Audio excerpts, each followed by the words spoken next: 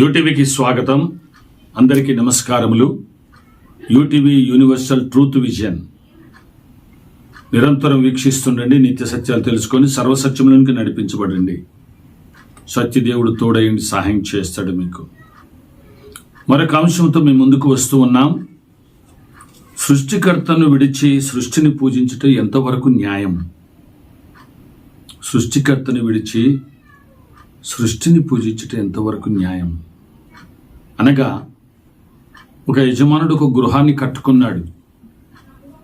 ఆ గృహంలో ఉంటూ ఉన్నాడు.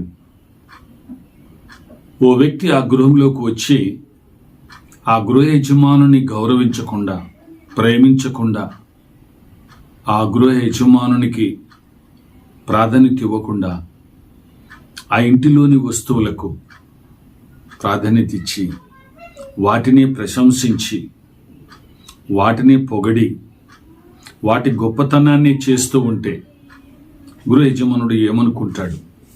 ఈ వస్తువులన్నీ ఎక్కడి, ఇంత విచిత్రమైన వస్తువులు ఎవరు తెచ్చారు, ఎవరు చేశారు, ఇక్కడికి ఎవరు తెచ్చారంటే గృహ యజమానుడే కదా. కాబట్టి గృహ యజమానుడు ఎంత గొప్పవాడు. ఆ గృహ యజమానుని మనము ఎప్పుడు కూడా ఆయనను స్తుతించాలి, ఘనపరచాలి కదా.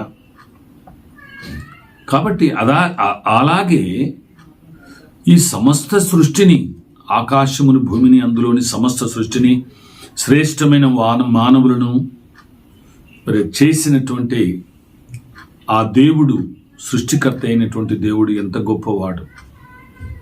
అందుకనే ఓ వచనం ఉంది, దేవుణ్ణి పూజించాలి, మానవుణ్ణి గౌరవించాలి, ప్రేమించాలి, చేతనైన సహాయము చేయాలి. దేవుణ్ణి పూజించాలి. పూజ, ఆరాధన ఎవరికి చెందాలి? గౌరవము, ప్రేమ ఎవరికి చెందాలి అనేటువంటిది ఆలోచిస్తే, దేవుణ్ణి ఆరాధించాలి, పూజించాలి, స్తుతించాలి, మానవుని గౌరవించాలి, ప్రేమించాలి, చేతనైన సహాయం చేయాలి. కాబట్టి మనం ఇక్కడ ట్రాఫిక్ రూల్స్లలో చూస్తూ ఉంటాం. రెడ్ సిగ్నల్ పడ్డప్పుడు ఆగాల, గ్రీన్ సిగ్నల్ పడ్డప్పుడు వెళ్ళాల. ట్రాఫిక్ రూల్స్, ఆధ్యాత్మిక రూల్స్ కూడా సృష్టికర్త అయినటువంటి దేవుణ్ణి మనము ఆరాధించాలి, పూజించాలి, ఘనపరచాలి, స్తుతించాలి. ఆ సృష్టికర్త అయిన దేవుడు ఎవరే అంటే కనబడని దేవుడు. కనబడని దేవుడిని ఏమంటారు అంటే వివిధ భాషలు వివిధ రకాలుగా పిలుస్తారు. ఉర్దూలో అల్లా అన్న, హిబ్రీ భాషలో యెహోవా అన్న, సంస్కృతంలో ఓం అన్న. వీరు కనబడని దేవుళ్ళు, కనబడని దేవుడు వివిధ భాషలో పిలుచుకున్నప్పటికీ ఒక్కడే దేవుడు, అనంతమయుడు, ఆత్మస్వరూపి అయిన దేవుడు. ఆ అనంతమైనటువంటి, ఆ పరమ పవిత్రుడైనటువంటి ఆ దేవదేవుడే భూలోకానికి శరీరధారిగా వచ్చాడు. ఆ శరీరధారిగా వచ్చిన దేవుడు ఈ లోకానికి కనబడని దేవుడు. మాట్లాడితే మానవుల యొక్క ఆలోచనలు, తలంపులు అవన్నీ కూడా లోకం మీద, లోకాశల మీద, కావలసిన వస్తువుల మీద, తన శరీరం మీద ఉండేది. కాబట్టి ఆత్మస్వరూపుడిగా ఆయన మాట్లాడుతూ ఉంటే ఆలకించని మానవుల మధ్యలోనికి శరీరధారిగా వచ్చి ఆయన మాట్లాడాడు. ఆయన తెలియపరిచాడు దేవుని ఉనికి, దేవుని యొక్క గుణము, దైవ కార్యాలు ఎలా ఉంటాయో చూపించాడు. కాబట్టి నిజంగా ఆ సృష్టికర్త అయినటువంటి దేవుణ్ణి, ఆత్మస్వరూపి అయిన, శరీరధారి అయిన దేవుణ్ణి అయినా మనం ఆయనను పూజించాలి, ఆరాధించాలి, కొనియాడాలి. మన తోటి మానవులను ప్రేమించాలి, జీవులను ప్రేమించాలి, చేతనైన సహాయము చేయాలి. ఇది న్యాయం, ఇది న్యాయం. కానీ సృష్టికర్త అయినటువంటి దేవుణ్ణి వదిలిపెట్టి సృష్టిని మనము కొనియాడడం అంటే, మన పితరులు, పెద్దలు ఏం చెప్పారంటే వాటిని కాపాడాల, గౌరవించాల. తోటి మానవులను కానీ, జీవులను కానీ వీటిని గౌరవించాల. గౌరవించి అంటే వాటిని కాపాడడం, భద్రపరచడం. అంతేగాని సృష్టికర్తను వదిలిపెట్టి ఆయన చేసినటువంటి సృష్టిని మనము ఆరాధిస్తే సృష్టికర్త అయినటువంటి దేవుడు ఒక దినాన తీర్పు తీరుస్తాడు అని దైవ గ్రంథాలలో, వేద గ్రంథాలలో మనం చూస్తూ ఉంటాం. కాబట్టి నిజంగా యజుర్వేదములో ఒక శ్లోకం ఉంది, అంధంతమ ప్రవిశంతియే సంభూతిముపాసతే తతో భూయ యువతే తమోయ ఓం సంభూత్యామృతః. అంధంతమ ప్రవిశంతియే, అంధకారమైన నరకములు ప్రవేశిస్తారు.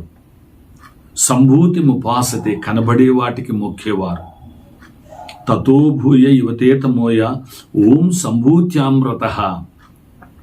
ఎవరైతే వీటన్నిటినీ చేశాడో, కనబడే వాటినల్లా చేశాడో, ఆయనను విడిచి కనబడే వాటికి మొక్కువారు అంధకారమైన నరకములో ప్రవేశిస్తారు అని ఆ యొక్క శ్లోక భావం చెప్తూ ఉంది. కాబట్టి నిజంగా మరి మనము కనబడేవి కాదు, కనబడిన వాటిని చేసిన. ఇప్పుడు ఉదాహరణకు తండ్రి తనకు కావలసినటువంటి వస్తువులన్నింటినీ సంపాదించి పెట్టాడు. తండ్రిని నిర్లక్ష్యం చేసి తండ్రి సంపాదించిన వస్తువులకు ప్రాధాన్యత ఇస్తే తండ్రి దీవెన ఎలాగుంటుంది? ఆయన ఎంతో కష్టపడ్డాడు, శ్రమపడ్డాడు, ఆయన ఎంతో బాధపడ్డాడు. ఆ వస్తువులను నా పిల్లలకు కావాలి అని సంపాదించాడు ఎంతో శ్రమతో. ఆ సంపాదించిన వస్తువులను చూసుకుంటూ తండ్రిని నిర్లక్ష్యం చేస్తే తండ్రి కోపం వచ్చి శపిస్తాడు, కోప్పడతాడు. ఆయన నుండి దీవెనలు మనకు పోతాయి, ఆ దీవెనలు పోతాయి, నిజంగా శాపగ్రస్తులం అవుతాం. కనుక అందుకే అలాగనే సృష్టించిన సృష్టికర్త ఆయన పరమ పవిత్రుడు, సత్యవంతుడు, తేజోమయుడు, మృత్యుంజయుడు. అలాంటి దేవుడు, ఆత్మస్వరూపిన దేవుడు పవిత్రుడే, సత్యవంతుడే, తేజోమయుడే. ఆయనే శరీరధారిగా వచ్చినటువంటి దేవుడు సత్యం అయి ఉన్నాడు, తేజోమయుడై ఉన్నాడు, మృత్యుంజయుడై ఉన్నాడు, పవిత్రుడై ఉన్నాడు. పవిత్రుడు అంటే పాపము లేనివాడు. పాపం అంటే కామము, క్రోధం, లోభం, మదం, మోహం, మత్సరం, ఈ అరిషడ్వర్గాలు అంటకుండా పుట్టి అంటకుండా జీవించిన ఆయన. ఎవరి ప్రపంచములు అంటే ఒకే ఒక్కడు, ప్రపంచ మధ్యలో జన్మించినటువంటి అజ్ఞాన వినాశకుడు యేసుక్రీస్తు ప్రభుల వారు. కనుక మరి మీకు అర్థమైంది అనుకుంటాను. సృష్టికర్తను విడిచి సృష్టిని పూజించుట ఎంతవరకు న్యాయము అనేటువంటి అంశములో వీటన్నిటిని బట్టి దేవుడు ఒక దినమున తీర్పు తీరుస్తాడు. ఆ ఓంకార స్వరూపుడే, ఆ యెహోవా దేవుడే, ఆ యొక్క అల్లాని ఆత్మస్వరూపైన దేవుడు. ఏ పేర్లు పెట్టుకున్నా ఆత్మస్వరూపైన దేవుడు ఒక్కడే. ఆయన పవిత్రుడు, ఆయన సత్యవంతుడు, తేజముడు. ఆయనే శరీరధారిగా వచ్చినటువంటి పవిత్రుడు, సత్యమైన దేవుడు, వెలుగై ఉన్న దేవుడు యేసుక్రీస్తు ప్రభుల వారు. కనుక మరి వీటన్నిటిని మనం పరిశీలించి చూస్తే అన్ని గ్రంథాలలో, ఆధ్యాత్మిక గ్రంథాలలో ఆయా భక్తులు మరి దైవ సాక్షాత్కారం పొందుకొని ప్రవచించారు. ఆ ప్రవచనములను బట్టి మనం పరిశీలించి చూస్తే కనబడని దేవుడు ఒక్కడే, కనబడే దేవుడు కూడా ఒక్కడే. ఆయన పరమ పవిత్రుడు, పాపమంటకుండా పుట్టినవాడు, పాపమంటకుండా జీవించినవాడు. కాబట్టి ఆయనను మనం ఆరాధిస్తే మన జీవితాలు ధన్యమవుతాయి, ముక్తిని చేరుకుంటాం, నిత్యత్వాన్ని కలిగి ఉంటాం. అంత మాత్రమే కాదు, ఆశీర్వాదము మరి మనకు కలుగుతుంది. అట్టి కృప మీకందరికీ దేవుడు దయచేయునుగాక. ఆమేన్.